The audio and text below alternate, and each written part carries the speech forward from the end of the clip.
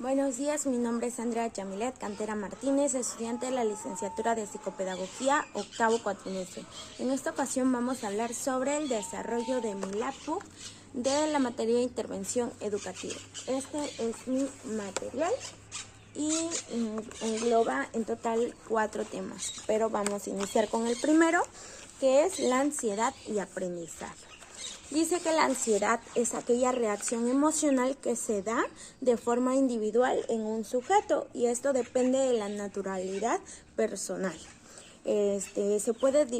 Nosotros encontramos aquí 9 tipos. Por ejemplo, está la ansiedad por separación, que como bien su nombre lo dice, es cuando se da una separación del niño con sus padres o sus cuidadores. Él siente un miedo excesivo de que lo dejaron solo, de que lo van a abandonar o que le va a pasar algo al papá, a la mamá. El otro tipo es la ansiedad social, cuando por ejemplo se da un miedo excesivo, cuando están por ejemplo no pueden socializar, no pueden participar. Cuando esto sucede, simplemente se paralizan. Esto es la ansiedad social. El mutismo selectivo es cuando la persona no puede hablar en ciertos entornos. Es decir, por ejemplo, ya sea en la escuela, simplemente no pueden hablar, como que se paralizan, les da miedo hablar con tales personas. Y en su casa sí pueden hablar. Así, esto es el mutismo selectivo. La ansiedad generalizada es una preocupación injustificada sobre variedad de cosas, pero de la vida diaria. El trastorno obsesivo compulsivo o TOC se da cuando la mente se llena de cosas negativas. Las fobias específicas es un miedo excesivo e irracional a cosas irregulares. Por ejemplo, lo que son cuando le da miedo a las arañas, cuando una persona le da miedo a las abejas. Esto es un miedo excesivo que crea y se llama fobia específica. La ansiedad excesiva en situaciones de evaluaciones académicas se da cuando, por ejemplo, al alumno le da le preocupa mucho en el momento en que se está llevando el examen, por ejemplo, que si está bien su respuesta, que si tiene todavía tiempo. El otro tipo es la ansiedad excesiva a hablar en público. Es decir, cuando la persona va a hablar en público, simplemente se bloquea, se estresa y ya no puede hablar. Y esto le causa un miedo excesivo. El hecho de hablar, de pasar enfrente de sus compañeros y exponer, por ejemplo, es un miedo para ellos. El otro y el último es el trastorno de ansiedad fóbica. Cuando una persona se encuentra en un lugar, por ejemplo, digamos, un zócalo, el montón de gente que están a su alrededor, esto le provoca un miedo tremendo, del cual pues es difícil que salga. Entonces, estos son los tipos de ansiedad que que se visualizan en lo que es el aprendizaje. ¿Cuáles son los síntomas? Principalmente busca confirmar para mitigar sus miedos y su preocupación. Se pueden manifestar síntomas físicos como dolor de cabeza, dolor de estómago y fatiga, y entre otros. Es un miedo exagerado con problemas concretos y reales.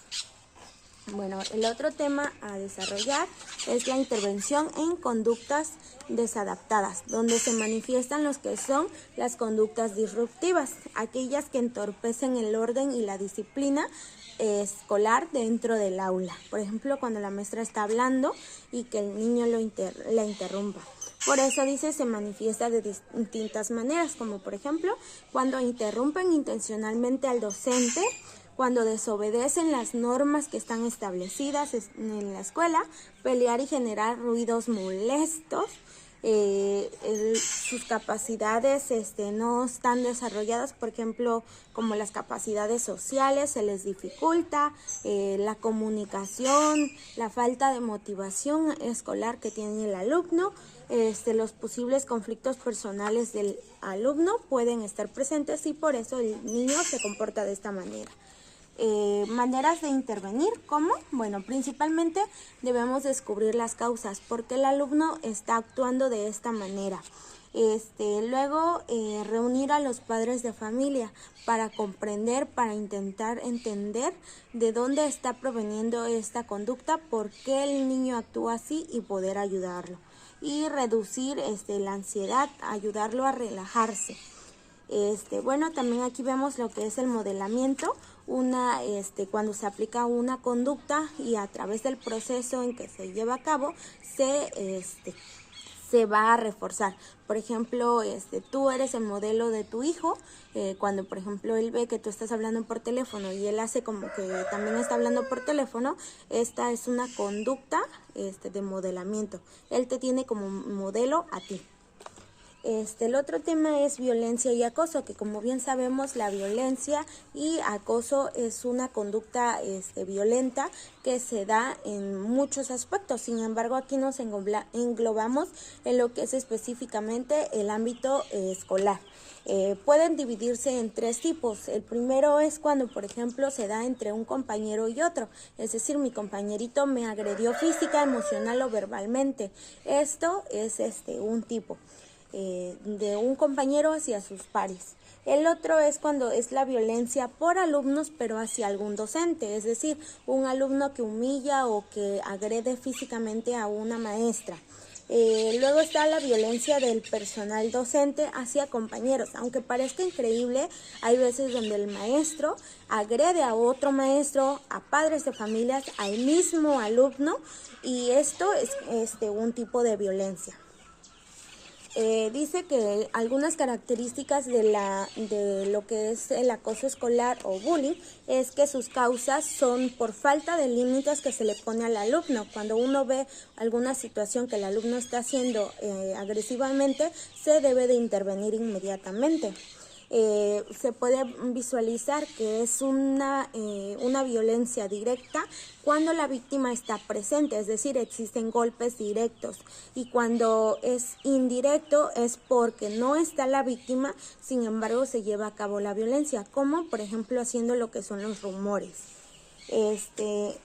Bueno, el bullying entonces es la conducta agresiva que se hace de manera intencional ante otros compañeros, ante otras personas.